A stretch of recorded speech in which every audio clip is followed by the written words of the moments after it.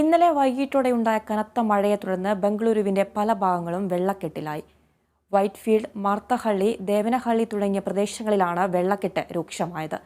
ശക്തമായ കാറ്റും മഴയും വിമാന സർവീസുകളെയും ബാധിച്ചു.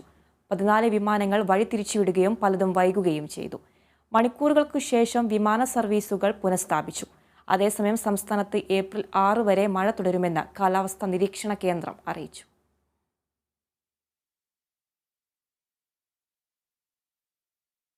രാഹുൽ ഗാന്ധിയെ MP സ്ഥാനത്ത് നിന്ന് അയോഗ്യനാക്കിയതിനെതിരെ സമരം തുടരാൻ UDF നേതൃത്വത്തിൽ ഇന്ന് രാജ്ഭവന് മുന്നിൽ സത്യഗ്രഹ സമരം സംഘടിപ്പിക്കും.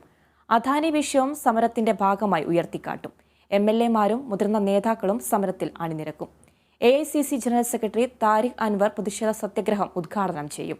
പ്രതിപക്ഷ നേതാവ് VD Satheesan, KPCC president K Sudhakaran, UDF നേതാക്കളായ PK കുഞ്ഞാലിക്കുട്ടി, PJ ജോസഫ്, ഷിബു ബേബി ജോൺ, അനൂപ് ജേക്കബ് അടക്കമുള്ളവർ പങ്കെടുക്കും.